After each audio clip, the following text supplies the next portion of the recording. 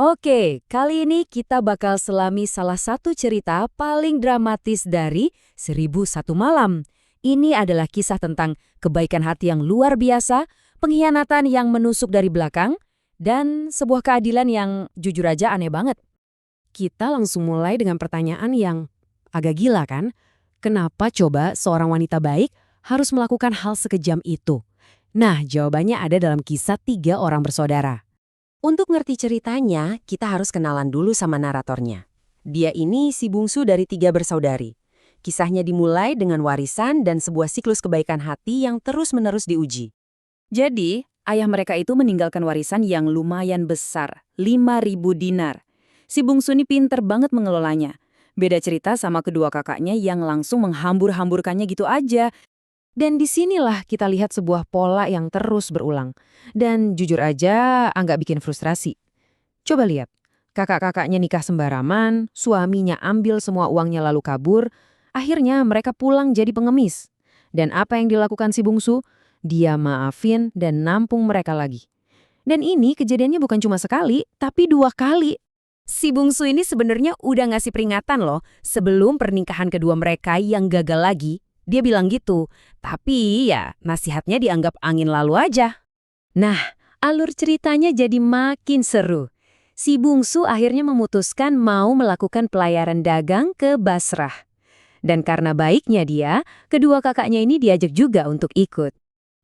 Awalnya perjalanan lancar-lancar aja, tapi tiba-tiba nahkoda kapalnya kehilangan arah.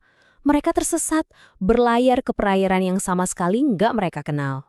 Bayangin, setelah 10 hari terombang-ambing di tengah badai, mereka akhirnya sampai di sebuah kota yang aneh, misterius dan sunyi senyap, nggak ada suara sama sekali. Waktu mereka mulai masuk dan menjelajahi kota itu, mereka sadar ada yang nggak beres sama penduduknya. Karena ternyata, semua makhluk hidup di sana, semuanya udah jadi batu hitam. Gila kan? Dari para pedagang di pasar sampai rajanya sendiri di istana, semuanya jadi batu karena kutukan. Tapi di tengah-tengah istana terkutuk itu ada satu-satunya orang yang selamat. Dia ini seorang pemuda tampan yang ternyata adalah anak dari Raja Batu itu. Dia selamat karena diam-diam udah pindah agama, jadi dia nggak kena kutukan yang menimpa rakyatnya yang menyembah api. Dia hidup sendirian di sana, kerjaannya cuma berdoa. Nggak butuh waktu lama, si bungsu dan pemuda ini mulai dekat. Ada percikan harapan gitu. Tapi sayangnya kebahagiaan ini justru menyulut api cemburu yang membara di hati kedua kakaknya. Nah, di sini kontrasnya kelihatan jelas banget. Di satu sisi, si bungsu udah mulai ngerencanain masa depan yang indah. Tapi di sisi lain, kakak-kakaknya yang udah dibutakan sama rasa iri, malah sibuk ngerencanain hal yang jahat buat dia. Dan puncaknya, waktu si bungsu dan pemuda itu lagi tidur pulas di kapal, kedua kakaknya tega banget. Mereka ngelempar dua-duanya ke laut. Tujuannya? Jelas, biar bisa ngambil semua harta itu buat diri mereka sendiri. Sayangnya, si pemuda tenggelam.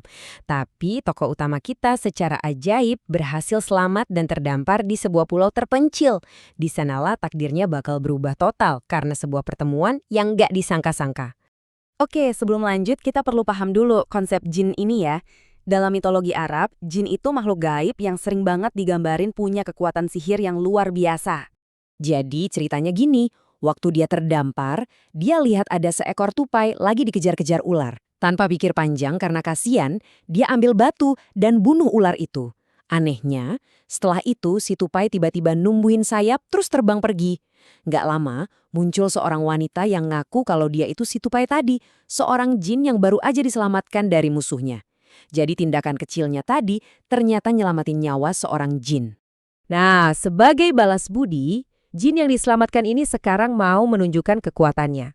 Dia udah ikut campur dan memberikan keadilan versinya sendiri yang cepat dan sangat spesifik. Jadi jin itu ngejelasin semuanya.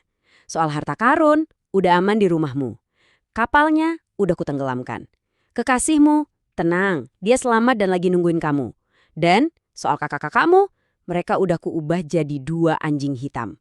Semuanya dibalas dengan setimpal. Dan inilah jawaban dari misteri kita di awal. Sang jin ngasih satu syarat yang mengerikan. Dia bilang kalau si bungsu nggak mencambuk kedua anjing itu 300 kali setiap hari, dia yang akan diubah jadi seperti mereka. Jadi, cambukan itu bukan karena dia kejam, tapi karena dia dipaksa.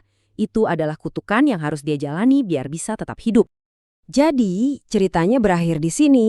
Kakak-kakaknya memang udah dihukum. Tapi pertanyaannya, apa sih tokoh utama kita ini benar-benar bebas? Atau jangan-jangan dia juga terjebak dalam hukumannya sendiri? Sebuah siksaan tanpa akhir. Coba deh dipikirkan.